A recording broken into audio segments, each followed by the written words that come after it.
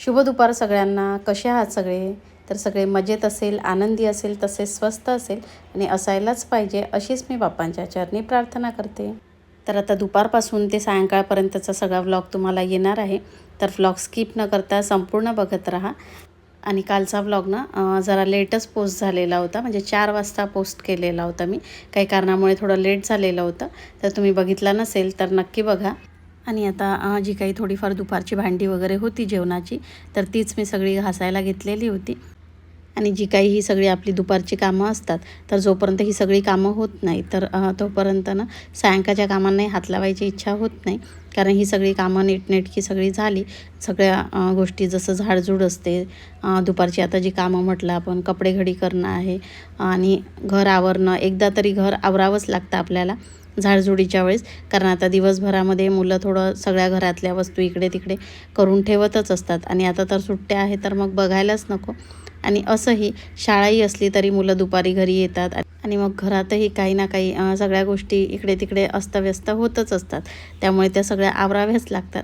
आणि आता ह्या वेळेस म्हणजे दुपारच्या कामांच्या वेळेस ते सगळं आवरल्याशिवाय सायंकाळची कामं म्हणजे आपला स्वयंपाक आहे, दिवा वगैरे लावायची वेळ होते देवाजवळ, तर मग ही सगळी कामं झाल्याशिवाय त्या कामांना काही हात लावायची इच्छा होत नाही. कारण त्या वेळेपर्यंत घर वगैरे छान नीटनेटकं राहिलं की मग आपल्याला इकडे लक्ष द्यायची गरज नसते. आणि घरी सायंकाळी दिवा वगैरे लावायच्या वेळेस घरात अगदी सगळं नीटनेटकं व्यवस्थित असलं की अगदी मनही प्रसन्न वाटतं आणि पुढची सगळी कामं करायलाही एक उत्साह येतो.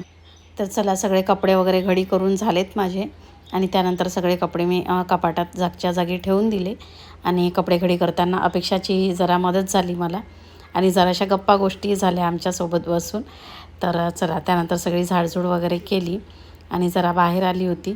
तर छान असा वारा सुटलेला होता बाहेर आणि आभाळही आलेलं होतं. आणि रोजची अगदी ही वेळ ना ठरलेलीच आहे, म्हणजे या वेळेवर असाच वारा सुटतो, आभाळ येतं आणि असं वाटतं की खूप जोराचा पाऊस येईल, मात्र तो काही येत नाही. थोड्या वेळात पुन्हा सगळं शांत होऊन जातं. तर आता मुलांची जरा फरमाईश आलेली होती की त्यांना सँडविच खायचं होतं. म्हणून मग भांडे घासून झाल्यानंतर ना मी बटाटे इथे कुकरला लावून दिलेले होते उकळण्याकरिता, म्हणजे थोड्या वेळात ते थंड होऊन जात आणि त्यानंतर मग मी माझी बाकीची कामंही आवरून घेतलेली होती. आणि याची रेसिपी देखील मी शूट केलेली आहे, तर उद्या वगैरे येईलच आपल्या चॅनलवरती शॉर्टवरती. तर चला, छान असं सँडविच बनलेलं होतं आणि छान झालेलं होतं. त्यामध्ये मी शिमला मिरची, कांदा वगैरे टाकलेला होता आणि मुलांनाही अशा भाज्या वगैरे टाकून केलेलं सँडविच ना आवडतं माझ्याकडे आणि मला देखील. कारण ते खाताना ना जेव्हा त्या भाज्या सगळ्या तोंडात येतात तर खूप छान वाटतं ते. आणि स्पेशली मला यामध्ये टाकलेली जी शिमला मिरची असते ना ती खूप जास्त आवडते. आणि यात मी ना आलूची स्टफिंग देखील केलेली होती. तर आता स्वयंपाक करायला घेतलेला आहे. तर इकडे मी पालक डाळ ठेवलेली आहे इंडक्शनवर.